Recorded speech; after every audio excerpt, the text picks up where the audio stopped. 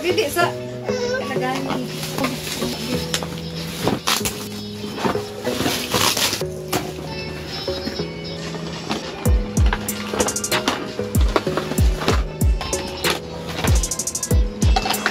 Yes guys, welcome to Beepers. Today meron naman tayong item from Malone Shop. Samahan nyo kayo open and see what's inside. Na-open na natin to guys. Laking gulat ko guys. Nabili ko ito halagang 600. Hindi lang isa, kundi dalawa. Ang sinelect ko kasi doon guys is isang unit na ganito na with case at saka dalawang battery. Pero ang binigay sa akin, dalawang ganito na with case, which is siguro nasa 300 something or 300 rin yung isa nito. So ang binigay nila ganito na lang, dalawa. Anyway, so i-open na natin guys. Yan siya guys, yan yung laman niya there. And then sa case niya guys, ito po yan, there.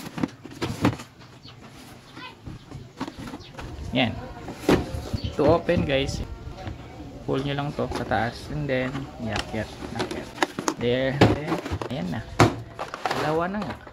Ang isa nito nasa bag, same sila na may mga ganito, charger,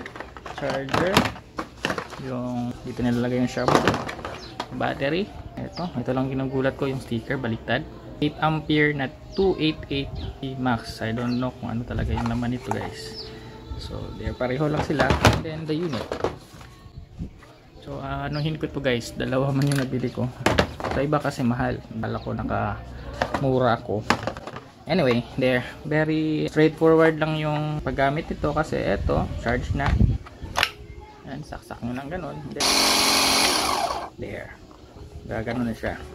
Push nyo lang, tapos slide.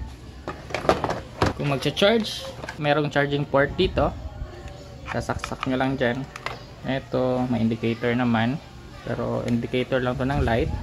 I don't know kung nag-indicate din to ng full charge na. So yung charger nya guys is AC 100 to 240. So pwede sa 110 at saka 220 volts, 60 or 50 Hz. Then 12 volts to 98 volts, 1 ampere. Oh, napakagaan lang guys. About sa hose, let's check natin. So yung quality ng hose guys is yan. Ang pipisilin natin. Yan. Yung sukat na guys is 1, 2, 3, 4, 5 meters. Yung hose guys. Yung barrel, which consists ng ito, parang bronze siguro yan. And then ito plastic lang. Then yung cap is made up of rubber. Ito siya, pwede natin ganito head. Pili tayo ng ito dito siguro sa hose yan. Connect natin yan later. Meron pang ganito. Hanapan natin ang paraan kung saan yan. Ito yung sa dulo ng hose para filter nya. Yung nozzle nya guys na straight at saka boost yata. Kung isasaksak nyo, push pababa, ingat, then lagay, yan. Ganun lang, kung tatanggalin yan, ito na naman, huwag ganitohin, ganyan, ganyan. Ito, lagay natin dito, may o-ring yan dito guys. Make sure na ang o-ring is nandito kasi dito wala. Screw nyo lang, higpit na siguro yan. Ito, parang takip. For this, ang dulo nito to assemble guys, yan, unahin nyo to, tanggal ko yon, direct muna dito, just twist and twist, yan, then screw ito siya, hihigpit lang yun later once na nasa dulo na ito. Okay, so hindi na yan mapupul. Ito pala yung dito guys, yan, ito yan siya dito. Merong o-ring din dito guys. Ayan. Huwag masyadong ganito sa baka maputol there. Tapos pull nyo lang pababa, saksak, then there. Since same lang sila ng nozzle, yan, dito yung dulo. Ganun din. Ito pala, let's put this in here. Just push. Ayan. Kukuha lang tayo ng timba or balde. Lalagyan natin tubig. Gagamitin natin to. Titest natin. And then, ito, tatry na lang din natin since meron naman tayong liquid detergent doon. Sakyan natin to guys. Okay guys, andito tayo ngayon sa gilid ng bahay. Ito. Ayan.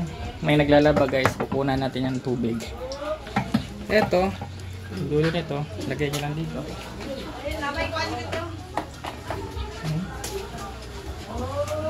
Tapos yung dulo nito is dito.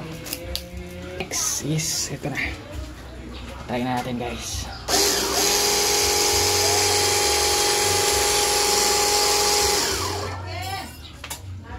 Bakit wala naman? Guys.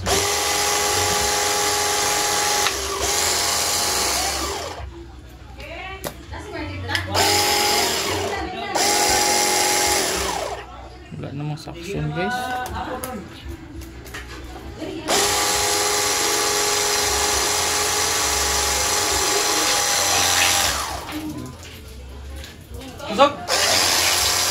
Wala mag-ihi. Parang ihi lang guys.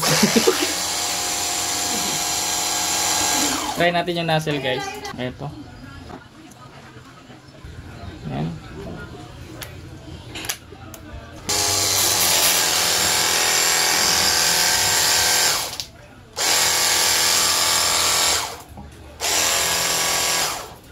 Hindi naman siya masyadong malakas guys.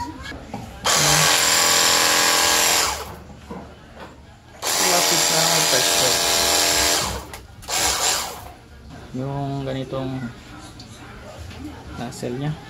Try natin.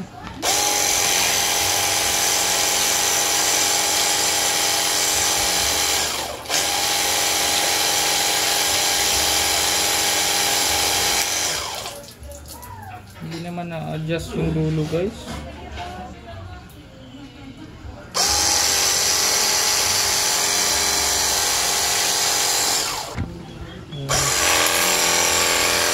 Kung gaano kalayo, yun yung motor natin.